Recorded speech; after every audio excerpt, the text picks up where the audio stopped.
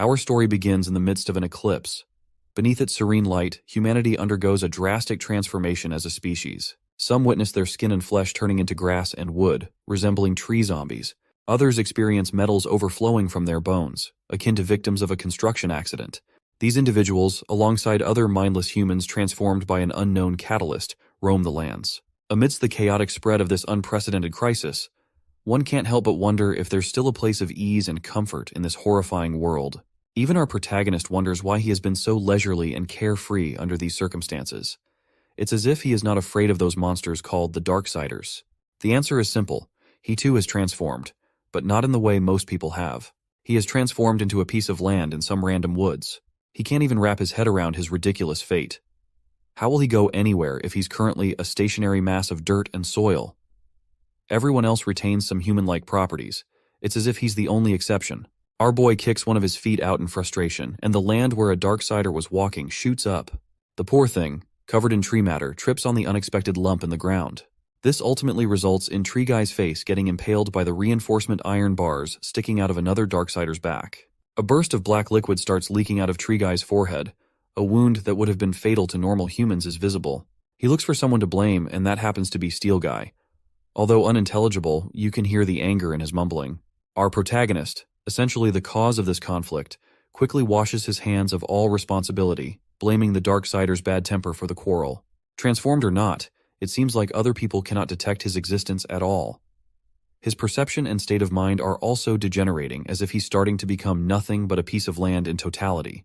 This kind of transformation can't be any different from a death sentence. Accepting the crappy cards that fate has dealt him, he decides to lie down obediently as a farewell to this apocalyptic world.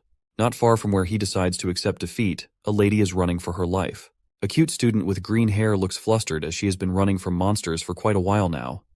She is starting to doubt if there are even any normal humans around anymore. Her run brings her to the piece of land where our boy is waiting for his death.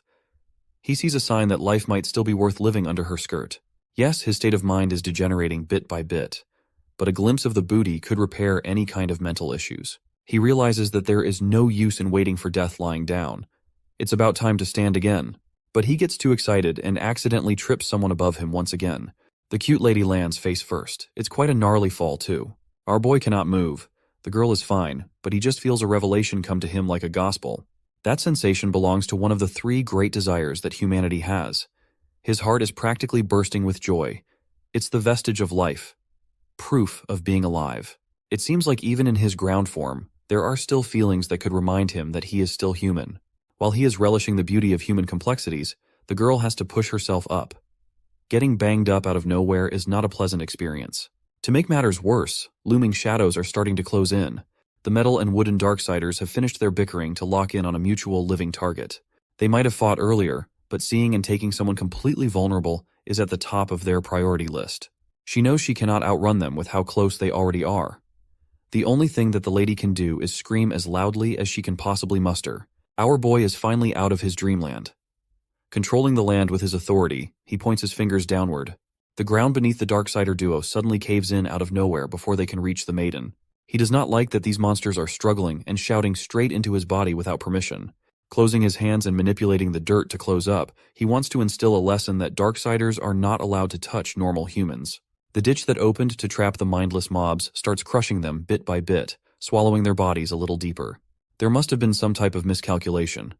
Darksiders that have adapted to their transformations are no joke. These two possess enough strength and tenacity to break out of their burial site. It is a tough struggle that shatters all of our protagonist's fingers. He might not have a sense of pain, but these guys can actually cause him some harm. A Darksider that was taken over by a dead tree. A Darksider that transformed into steel reinforcing bars. The two of them sure are tough cookies. If he wants to subdue them effectively, he needs to move with a little more finesse and prudence. First, he must get the lady to safety. To do that, he makes an artificial downward escalator using a moving land elevation. Once he gets her situated in a much safer spot, he employs some more security measures using the ground above as cover. The lady is dumbfounded. The soil around her is behaving so fluidly like quicksand, but it seems to be actively trying to cover and protect her.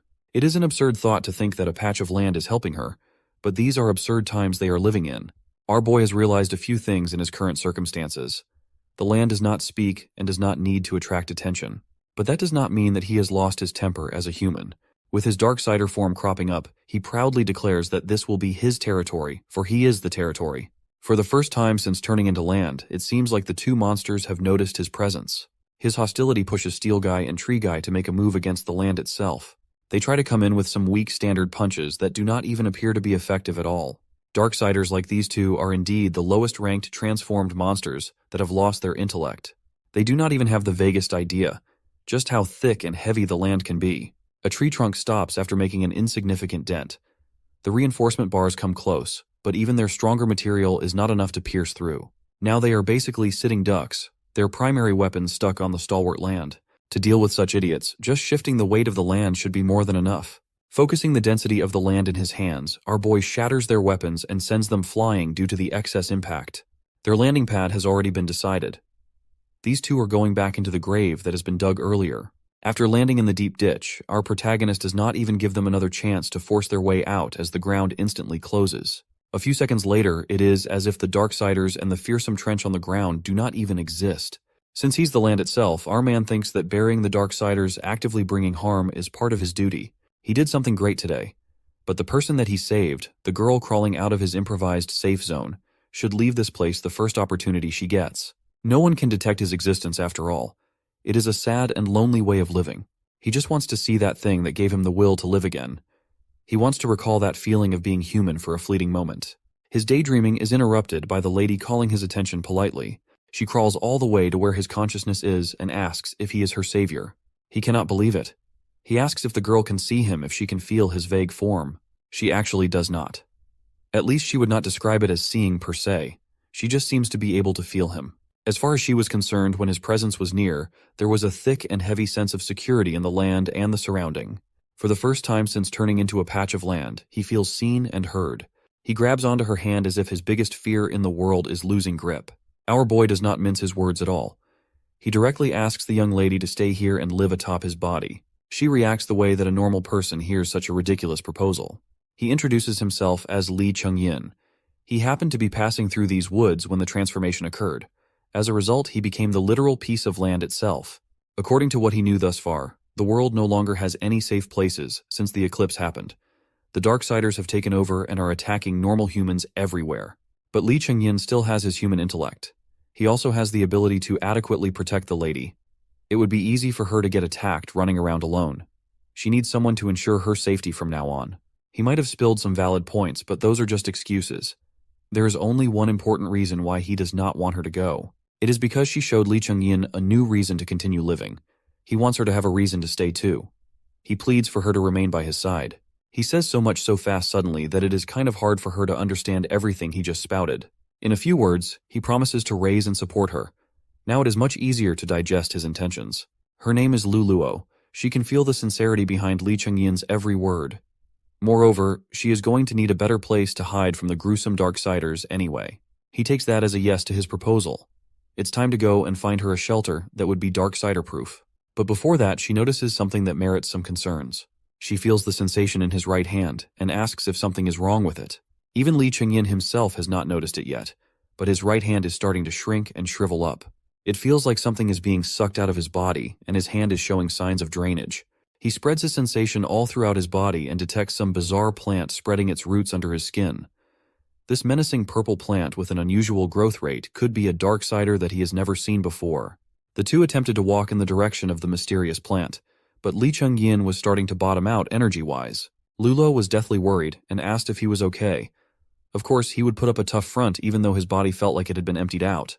The culprit must be absorbing his power somehow, and he was positive that they were going in the right direction. She stopped for a moment. An idea popped up in her head, but she was not certain if it would be correct. Without explanation, Lulo stuffed two of her fingers inside his mouth, shutting him up in surprise. It felt heavenly. So heavenly that he thought that this could not be real. Getting a cute girl's fingers stuffed into his mouth was an otherworldly experience, but there was something else to its magic. In just a few seconds, the energy that was drained from his body was recovered. His countenance also appeared to be healthier. The magic did not really come from Luluo's fingers. It came from the fertilizers that she fed him. It was a Hail Mary idea, but it worked. Since he was dying of energy deficiency earlier, there wasn't any time to explain. But he was a student from the nearby agricultural university. She just grabbed whatever supplies she could grab before escaping.